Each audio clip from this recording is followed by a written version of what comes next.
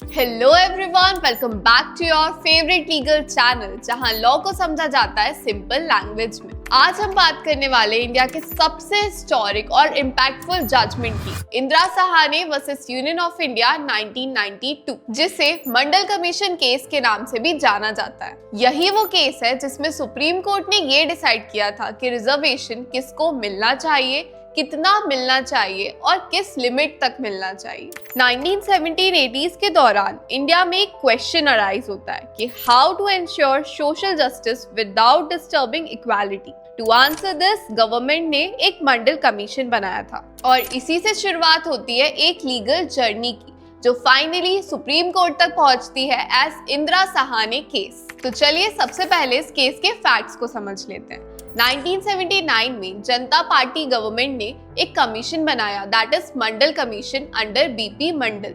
Commission का M था backward classes identify करना और उनके अपलिफ्टमेंट के लिए स्टेप्स सजेस्ट करना। फिर 1980 में एक रिपोर्ट आई जिसमें ओबीसी को 27% रिजर्वेशन देने की डिमांड करी गई फॉर गवर्नमेंट जॉब्स और 1990 में वीपी सिंह गवर्नमेंट ने इस रिकमेंडेशन को इम्प्लीमेंट कर दिया। इस डिसीजन के बाद देश भर में प्रोटेस्ट, वायलेंस और पॉलिटिकल टर्मोइल शुरू हो गया, जिसके अगेंस्ट इंदिरा सहाने ने सुप्रीम कोर्ट में पिटीशन फाइल करी challenging the constitutional validity of this reservation. तो सुप्रीम कोर्ट के सामने ये कुछ इश्यूज अराइज हुए। पहला, क्या कास्ट बेस्ड रिजर्वेशन कॉन्स्टिट्यूशनल है? दूसरा, क्या टोटल रिजर्वेशन 50% से ज्यादा हो सकता है? तीसरा, क्या क्रीमी लेयर यानी ओबीसी के फाइनेंशियली स्ट्रॉन्ग लोग रिजर्वेशन के लिए एलिजिबल हैं?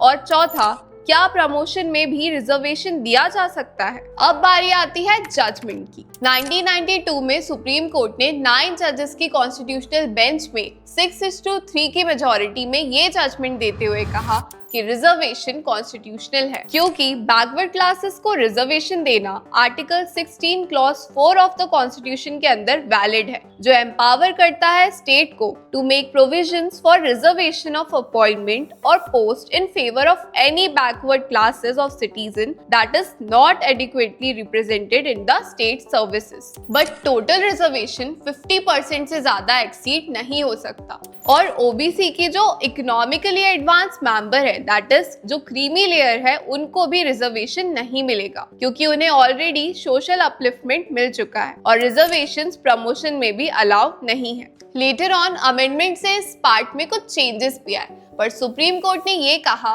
Reservation is not a charity, it's a constitutional tool for achieving real equality. So friends, Indira Sahane versus union of India के इस केस ने भारत के रिजर्वेशन सिस्टम की फाउंडेशन रखी। आज भी हम जब रिजर्वेशन, क्रीमी लेयर की बात करते हैं तो इस केस का जिक्र जरूर करते हैं। तो अगर आपको ये वीडियो इंफॉर्मेटिव लगी, so do like, share and comment और मिलते हैं नेक्स्ट लैंडमार्क जजमेंट के साथ।